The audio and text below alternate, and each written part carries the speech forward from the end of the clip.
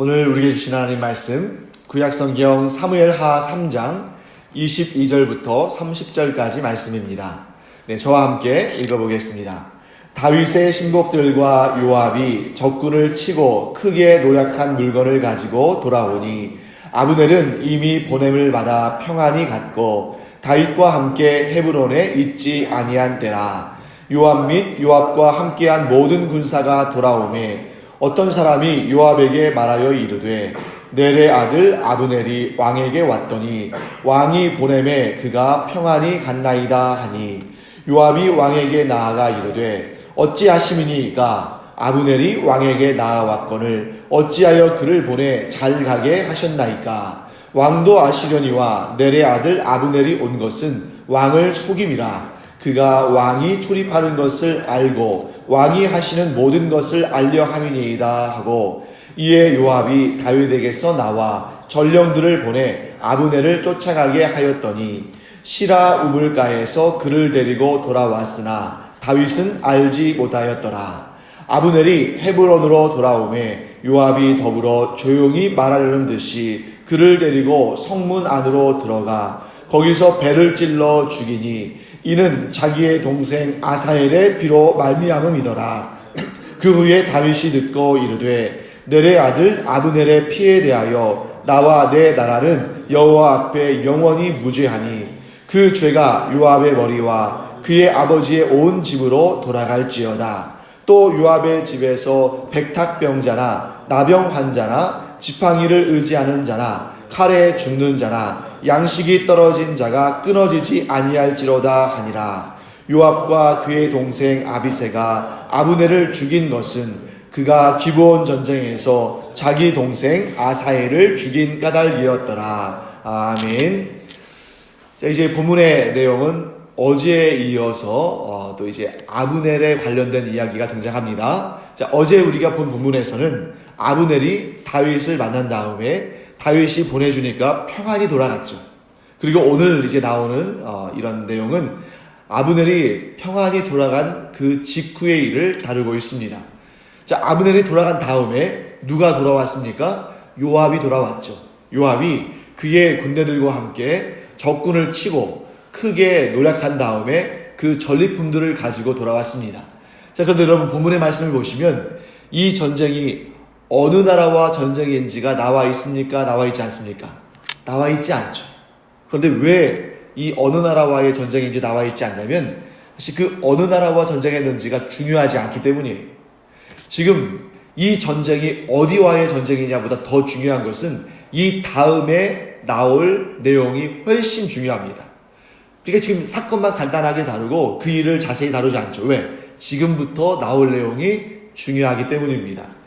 자, 다윗과 아브넬 사이에 주고받은 그런 언약의 내용들을, 그런 은밀한 접촉을 알고 있는 사람들은 다윗의 신복들 가운데서도 아주 극히 일부일 거예요. 예를 들면 우리나라와 북한 또는 우리나라와 미국 사이에 정상회담이 있으면 그 정상회담을 위해서 이루어지는 일들을 다 일일이 낱낱이 다 알리거나 보도하지 않잖아요. 정말 중요한 내용은 1급 비밀로 아주 극소수의 사람들만 알고 있듯이 아마 이 다윗과 아브넬 사이의 은밀한 접촉도 아주 이 다윗의 신복들 가운데에 아주 그 측근들 가운데 극히 일부만 알고 있었을 것입니다. 아마도 이건 제 추측인데 아마도 이 다윗과 아브넬 사이의 이 접촉을 일부러 전쟁 중에 했을 것 같아요. 여러분 보통 전쟁을 하고 있다 그러면 그 전쟁에 모든 에너지와 모든 힘을 쏟아야지. 지금 이 전쟁 못지않게 중요한 아브넬과 이 둘 사이의 어떤 협상, 예를 들면 이제 남쪽의 유다 지파와 북쪽의 나머지 지파 사이에 하나가 되는, 통일이 되는 이 중요한 회담을 전쟁 중에 했을 일은 별로 없잖아요. 근데 왜 그랬을까? 아마도 이 전쟁에 군대 장군인 요압과 또 그의 동생인 아비새 두 명이 그 전쟁터에 나가 있는 그런 상황 가운데 아브넬과의 접촉을 시도했을 가능성이 매우 높습니다. 왜 그렇습니까? 오늘 본문에서도 우리가 요압이 아브넬을 죽인 그 이유에 대해서 마지막 절에서 언급하고 있죠. 요압과 아비새와 함께 그 삼형제가 굉장히 끈끈한 관계였는데 그 막내 동생인 아사엘을 죽인 아브넬을 요압과 아비새가 이 헤브론에 있는 동안에 불렀다면 반발이 만만치 않았겠죠. 그러니까 이 다윗은 그러한 상황을 염려했기 때문에 그래, 이 전쟁 중에 요압과 아비새가 전쟁터에 나가서 싸우고 있을 때 그동안에 한번 아브넬을 만나서 얘기를 들어보고 그 얘기가 근거가 있으면 후속 조치를 취하고 근거가 없으면 괜히 요압이나 아비새 마음을 어지럽힐 필요 없이 그냥 마무리 짓자. 아마 그런 생각이지 않았을까 저는 그렇게 추측해 봅니다. 자, 그런데 이제 공교롭게도 그 아브넬이 평안히 돌아간 지 얼마 안 돼서 누가 돌아옵니까? 요압이 돌아오죠. 그리고 이 요압이 돌아온 다음에 아마도 이 아브넬과 다윗 사이에 접촉이 있었다는 것을 아는 다윗의 신복 중에 하나가 그와 또 이제 요압과 가까운 사람이 있었겠죠. 그래서 요압에게 그 얘기를 전합니다. 이 요압이 굉장히 화가 나죠. 요압은 자신의 가정에, 자신의 그 가문의 원수인 아브넬이 자기가 없는 사이에 헤브론으로 왔다. 다윗을 만나러 왔다. 이 자체도 불쾌했지만 이 요압이 가장 불쾌한 일은 사실 무엇냐면 가장 섭섭한 일은 다윗이 이 아브넬을 정죄하지도 않고 자신을 위해서 보복해 주지도 않고 평안히 보냈다는 사실이 너무 섭섭한 겁니다. 그래서 어떻게 했습니까? 다윗에게조차 거짓말을 한 거죠. 사실 거짓말을 했다기보다는 알리지 않은 거죠. 하지만 알리지 않았지만 그 일이 너무나 중대한 일이었기 때문에 아브넬을 죽인 일 아닙니까? 그러므로 이것은 요압이 다윗을 대적한 것이나 마찬가지고, 그래서 여러분 나중에 이제 우리가 후에 다윗이 유언을 남길 때, 솔로몬에게 자기의 대를 이어갈 솔로몬에게 유언을 남길 때 이 요압에 대해서, 사실 여러분 이 다윗의 40년 동안 요압은 다윗과 뗄래야 뗄 수 없는 관계였고 공도 많이 세웠습니다. 다윗의 정권이 안정되도록 요압이 어떻게 보면 1등 공신이었죠. 그럼에도 불구하고 마지막 유언하는 그 시간에 요압을 평안히 죽게 하지 말아라. 굉장히 이것은 정말 유언할 때 그런 말은 잘 하지 않을 거 아니에요.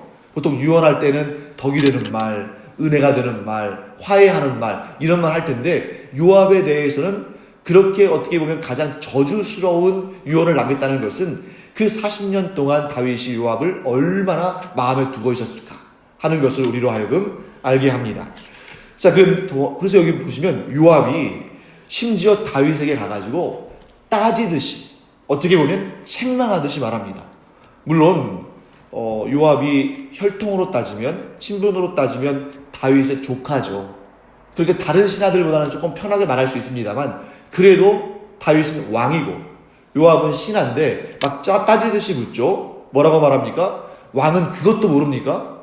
요압이 겉으로는 저렇게 왕에게 머리를 숙이는 것처럼, 왕을 도와줄 것처럼 오지만 실제로는 왕을 속이기 위해 온 것이고, 또 여기에서 다윗의 출입을 안다. 이 얘기는 뭐냐면 다윗이 어떠한 일을 계획하고 어떠한 일을 추진하고 그런 것을 염탐하러 와서 결국 이 일이 왕에게는 큰 걸림돌이 되고 큰 문제가 될 텐데 그것도 모르십니까? 하고 다윗을 막 이렇게 몰아붙이는 그런 모습을 보게 됩니다. 자, 다윗은 요압에게 그때 어떻게 했을까요? 설득하려고 했겠죠. 하지만 모든 것이 허사였습니다. 자, 이 요압에게는 아브넬을 향한 두 가지의 원망이 있었던 것이죠. 첫째는 무엇입니까? 자기의 동생인 아사엘을 죽인 것이고, 두 번째는 뭐예요? 이 아브넬이 이제 다윗을 도와주게 되면, 아무래도 다윗은 정치적, 외교적으로 도움을 받았기 때문에 그것도 이스라엘 전체를 하나로 통일시키는데 결정적인 역할을 했기 때문에 아브넬을 그냥 섭섭하게 할 수는 없는 거잖아요. 그러면 결국 이제 요압의 눈에는 보이는 것입니다. 아브넬과 자신이 이제 제2의 권력자의 자리를 놓고 다투게 될 수밖에 없는 그런 상황을 보았기 때문에 그걸 직감적으로 느낀 거죠. 그래서 어떤 결정을 합니까? 요압이 아브넬을 죽일 결정을 하는 거죠. 그래서 마치 추가적인 협상을 하려고 아니면 더 좋은 제안을 하기 위한 것처럼 아마 포장을 했겠죠. 그렇게 해서 전령을 보내서 이 아브넬을 데려다가 그를 찔러 죽입니다. 자, 여러분, 이 요압이 자기의 개인적인 원한을 가지고 이렇게 아브넬을 불렀는데, 한편으로 보면 여러분, 아브넬이 왜 왔을까 하는 그런 생각도 들잖아요. 요압이 사람을 보내서 아브넬을 보냈다. 뭐 둘 중에 하나겠죠. 요압이 거기까지 거짓말을 해가지고 다윗이 전령을 보내서 보낸 아브넬을 다시 오라고 한 것처럼 거짓말을 했을 수도 있습니다. 아니면 요압이 자신이 전령을 보냈지만 아브넬이 어떻게 생각했을까? 아마 저는 이런 추측도 한번 해봤어요. 자, 요압은 아브넬을 향해서 지금 원수라고 생각하고 어떻게 해서든지 간에 보복하려고 마음을 먹고 있지만, 아브넬의 입장에서는 요압이 자신에게 그렇게 보복하리라고는 생각하지 못했을 수 있습니다. 왜냐하면 여러분 아시다시피 이 율법에도 전쟁 중에 일어난 사람을 죽이는 일을 살인죄로 처벌하지 않았어요. 만약에 여러분 율법에 전쟁 중에 정상적인 교전 가운데 일어난 살인을 살인죄로 취급했다면 이스라엘 사람들이 어떻게 전쟁을 하겠습니까? 그렇죠? 그리고 심지어 선지자들이, 제사장들이 그 전쟁터에 나가서 기도를 하고, 또 어떤 경우에는 여호와의 언약궤를 들고 전쟁터에서 승리를 기원하잖아요. 그러니까 이 전쟁터에 있어서의 이 공식적이고 정상적인 전투 가운데 일어난 사람의 죽음에 대해서는 책임을 따로 묻지 않는 것입니다. 이 아브넬은, 이 장수가, 이 군대 장관이 그걸 모를 리가 없죠. 그러니까 요압과 아비새에게는 정말 미안하지만, 그 아사엘에게 말할 때도 그런 얘기 했었죠. 너의 형을 내가 어떻게 보겠냐. 그러니까 정말 개인적으로는 미안하지만 공식적으로는 아브넬이 아사엘을 죽인 것은 아무 문제가 안 되는 겁니다. 왜? 정상적인 교전 가운데 이루어진 일이기 때문에 거기에 대해서 책임을 묻는 것은, 이것은 잘못된 일이죠. 그러니까 아마도 아브넬은 이런 생각도 했을 수 있을 거예요. 요압을 찾아가서 그때 좀 미안했다, 좀 안타까운 일이다, 그러나 전쟁 중에 일어난 일이니까 어쩔 수 없었다, 이렇게 하면 장수들끼리니까 충분히 그거를 이해할 거라고 생각했을 텐데, 요압은 그것을 마음에 두고 결국 아브넬을 죽이게 됩니다.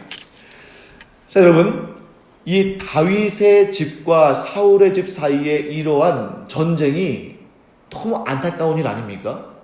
그래서 성경에 보면 다윗의 집과 사울의 집에 전쟁이 있은 지 오래라고 이렇게 말씀을 이미 하고 있었습니다. 자, 이런 상황 가운데 다윗의 마음은 어땠을까요? 다윗이 이 전쟁을 계속 끌고 가고 싶었을까요? 그렇지 않았을 거예요. 왜냐하면 만일 이 전쟁이 블레셋과의 전쟁이든지 모압과의 전쟁이든지 암몬과의 전쟁이든지 이런 전쟁이라면 전쟁이 아무리 길어도 그 전쟁을 끝까지 수행해야죠. 그런데 이 전쟁은 지금 어떤 전쟁입니까? 이스라엘 백성들 가운데, 하나님의 택함받은 민족인 이스라엘 민족들 가운데에 일어나는 내전이에요. 형제들 사이에 다투는 것입니다. 같은 민족 가운데 다투는 거죠. 그래서 아마 제 생각에는 다윗이 우리 어제 살펴본 것처럼 이 아브넬의 도움을 통해서 이스라엘 12지파 모두의 전체의 왕이 되기를 원하는 그런 인간적인 생각도 있었겠지만, 그보다 저는 더 이 생각이 앞섰을 거라고 생각합니다. 그것은 무엇입니까? 더 이상 이 남쪽의 유다 지파와 나머지 지파들 사이에 전쟁을 방치할 수 없다. 이건 하나님의 뜻이 아니다. 여러분, 우리가 하나님의 뜻을 율법에서 얼마나 잘 배웠습니까? 율법에는 뭐라고 되어 있냐면, 이방 나라의 사람들은 노예로 돈을 주고 사서 얼마든지 부릴 수 있지만 이스라엘 형제들은 종으로 삼지 말아라. 그런데 혹 그 사람의 경제적인 문제 때문에 그를 종으로 삼아야만 그 사람이 살 수 있다면 그를 종으로 들여서 자기 가족처럼 대우해줘라.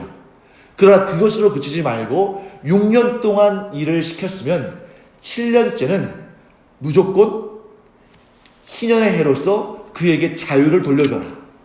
그러나 그가 이 집에서 계속 노예로 있기를 원하면, 그것이 자기에게 좋은 일이라고 해서 원하면 그의 귀에 흔적을 내는 거죠.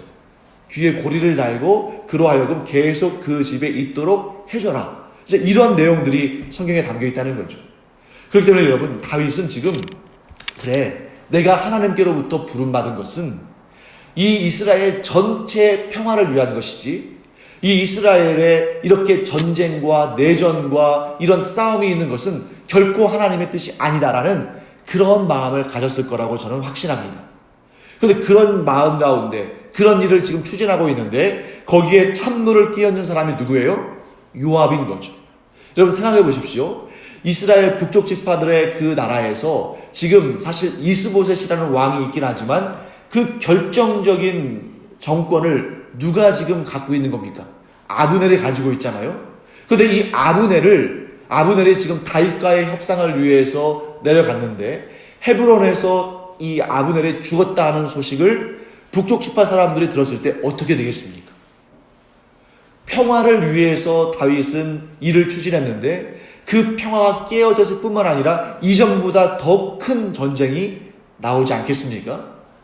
그렇기 때문에 다윗은 지금 여러분 뒤에 보시면 무슨 이렇게 여러 가지 그런 어떤 저주스러운 말들을 막 이렇게 쏟아부으면서 그렇게 해서 여러분 막 이 다윗이 이 요압에 대해서 막 책망하는 그러한 내용들이 등장하잖아요. 그래서 이런 내용들, 심지어 막 백탁병, 나병 이런 내용들이 나오는데 이 나병은 하나님 앞에 저주받은 그런 대표적인 벌로 여겨지고 또 백탁병 이런 것은 이 굉장히 수치스러운 성적인 질병 이런 것들을 의미합니다. 자, 사랑하는 성도 여러분, 오늘 우리는 이 본문의 말씀을 통해서 아주 중요하고 귀중한 교훈을 얻게 됩니다. 그것은 뭐냐면 지금 이 본문에서 대조하고 있는 것은 아브넬과 요압이나 아브넬과 다윗이 아니에요. 이 본문에서 지금 굉장히 강조하고 있는 내용은 뭐냐면 다윗과 요압입니다. 다윗과 요압을 지금 대조해서 보여주고 있는 거예요. 자, 다윗은 어떤 사람입니까? 평화를 이루기 위해서, 화평을 이루기 위해서 매우 마음을 쏟는 사람이에요.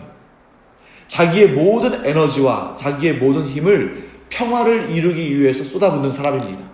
반면에 지금 요압은 어떤 사람으로 등장합니까? 평화가 이루어지는 것을 막는, 아니 오히려 그 평화를 파괴하는 그런 사람으로 보여주고 있습니다. 사랑하는 성도 여러분, 우리가 평화를 이루는 사람이 되어야겠습니까? 아니면 평화를 깨뜨리는 사람이 되어야겠습니까? 평화를 이루는 사람이 되어야겠죠. 그래서 우리는 이 평화를 이루기 위해서 우리가 어떻게 해야 할 것인가? 우리는 그 모델을 당연히 우리의 주님이신 예수 그리스도께로부터 찾아야 됩니다. 여러분, 예수님께서 이 땅에 오신 목적 자체가 평화의 주님으로 오신 거예요. 샬롬, 이 평화를 이루기 위한 주님으로 오셔서 우리 안에서 평화를 이루시는데 가장 궁극적인 평화, 그게 무엇입니까?